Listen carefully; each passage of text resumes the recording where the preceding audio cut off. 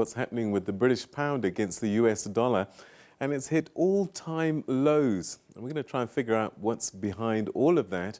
And we also saw a shock to our currency against the dollar. Are these two events related? Well, let's find out from the CEO at Nkunzi Wealth Group, Owen Nkomo. Owen, thanks very much indeed for joining us.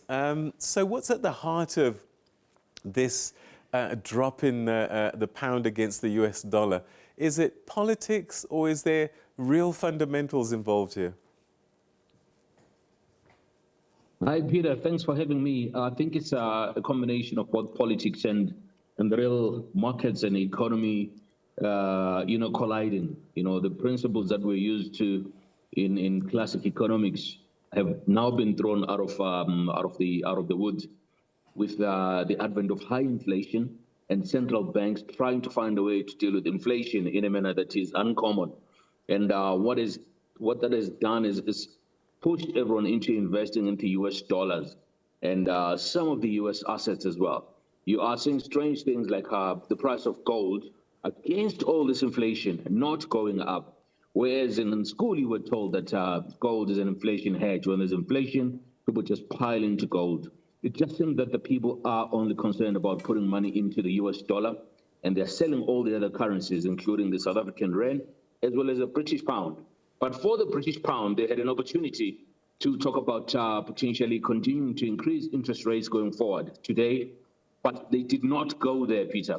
Why? Because every time interest rates go up, the markets tumble everywhere in the world, in the US, you name it.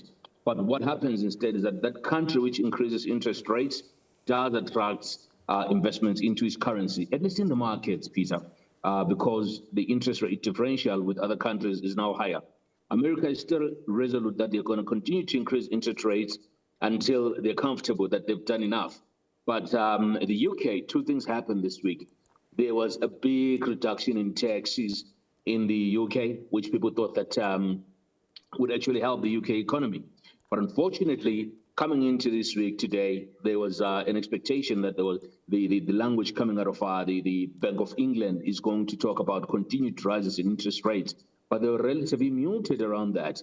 And unfortunately, what that did is it gave the US more advantage, the US dollar, attracting money into the US dollar out of the British pound. The emerging markets currencies are not surviving as well because there's a flight of capital out of emerging markets into the US dollar as a safe haven, if you want to call it that. So our rand tumbling is really following the back of the UK story? No, it's actually started before the Bank of England's pronouncements today in the afternoon. The emerging markets currencies have been sold over the past few months, particularly with the advent of what's happening in Russia and Ukraine. So today it is just a matter of the continuation. We were very close to the 18 mark to the US dollar. It was only a matter of time before we broke that level. And I guess now the question is how long we're going to sustain that. And unfortunately, it happens after a week when the Reserve Bank has increased interest rates in South Africa by 0.75%, which we would have thought that was going to help the US dollar. But like I said earlier, Peter, we're living in uncommon times where common economic theory just doesn't make sense at the moment. And I think that's mostly because the central bankers have got no idea how to deal with this beast they started building 10, 15 years ago when they pumped liquidity into markets through printing paper, which went against common theory of economy. All right, so I guess the question then now becomes, who's got it right, who's got it wrong? We had Rishi Sunak, who was the finance minister, Chancellor of the Exchequer, before that ill-fated race to number 10.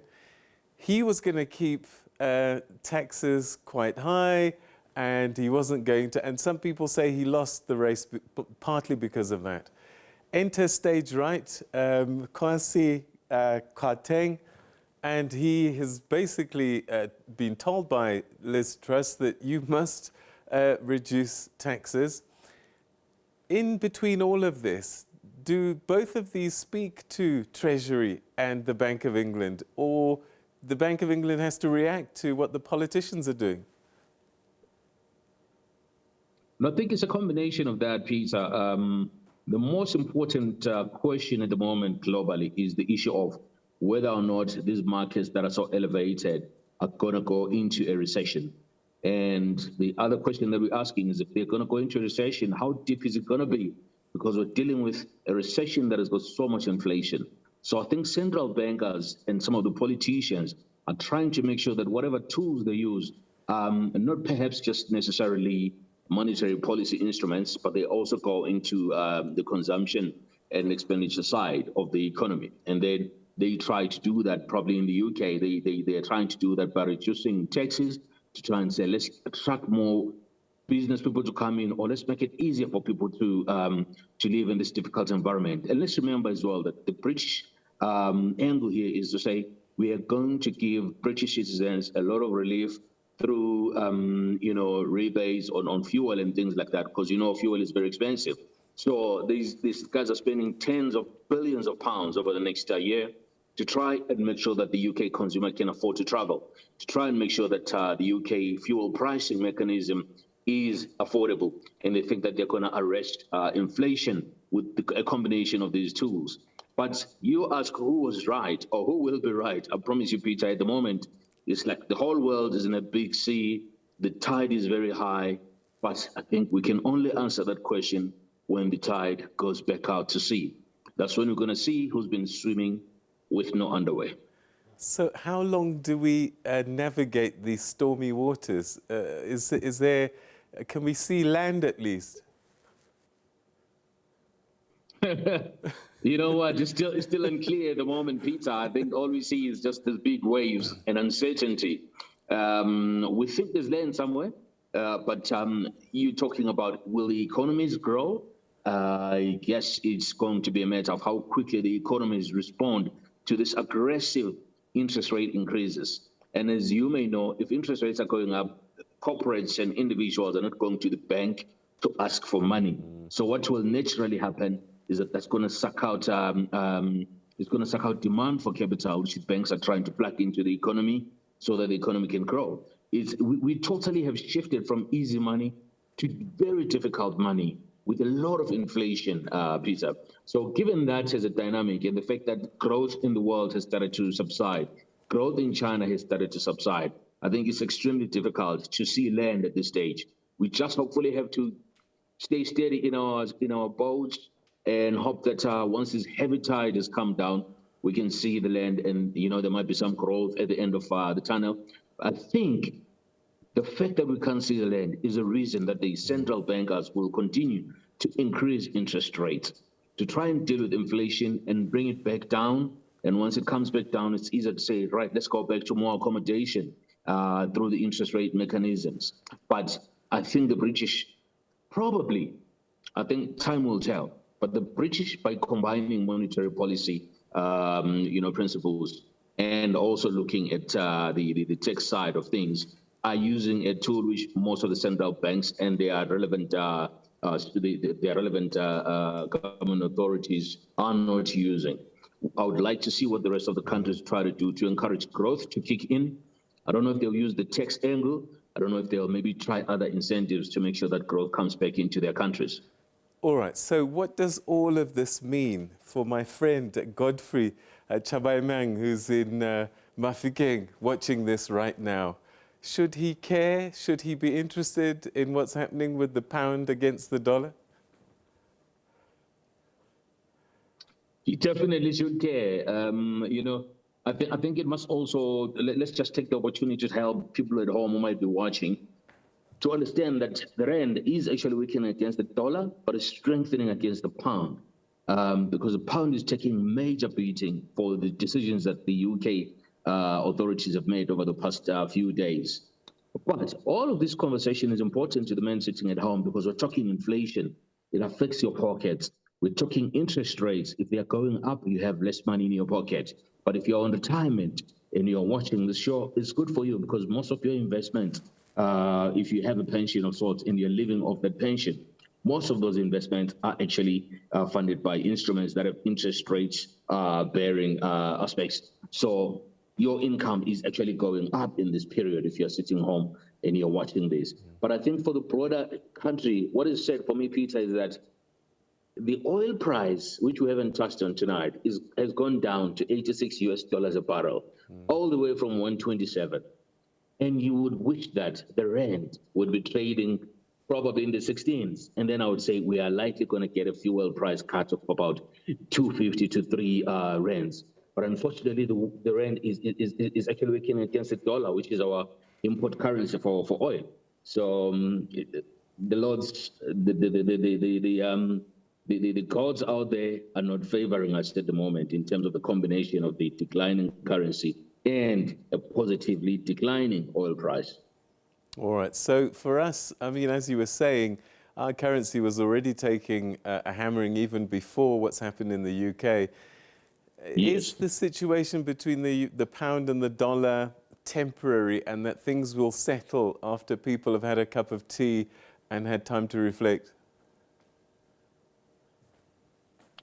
Look, I'll be honest with you, Peter, no one can tell that. I guess it's going to be a matter of time. Like I said, I think the level at which inflation continues to go up will determine what central banks do. And maybe down the line, we might realize that actually reducing taxes in the UK is going to help that economy. And if that's the case, then the pound might start strengthening against the US dollar.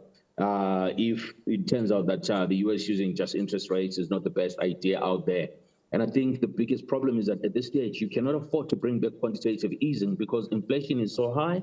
So I guess it's going to be a matter of waiting, Peter, to see how everything settles. But remember that this is a change in the regime or the economic dynamics we saw over the past 10 to 15 years. It's not going to happen overnight. It's going to take time. There's going to be new learnings. There's hopefully going to have to be a need for new ways of dealing with inflation and the subsiding growth. So we just have to stay here on the sidelines and watch what happens. But whatever we do as South Africans, we should not be going into more debt. And our government should really be doing its best to make sure there's no unnecessary expenditure out there. And we sort out things like ESCOM so that when growth does come back, we can take advantage of it. All right, we've got to go, but I can't leave it without asking you, whilst the pound is crashing against the US dollar, we have the Zambian kwacha, the world's best performing currency against the US dollar. What on earth is going on? Yeah, so look, it's an interesting one, and it's great as well for the kwacha to actually continue strengthening trajectory from over the past few years. The commodity boom, the commodity cycle, they've benefited from it.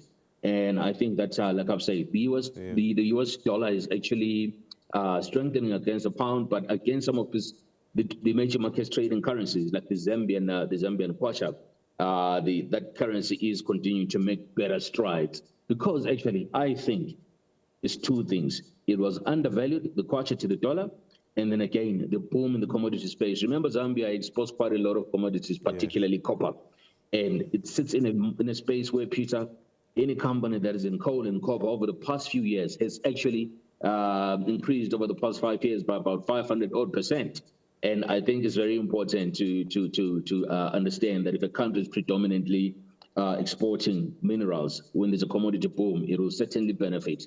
And the U.S. economy is starting to slow down, and I think that probably is a potential explainer to why the kwacha is strengthening against the U.S. dollar and some of the global currencies. All right, Owen, we're going to have to leave it there. Thanks very much indeed for joining us. I'm hoping that our currency improves and that you can truly be one of the happy people. Oh, yeah, always a happy person, Peter. Thank you so much. Thank you so much.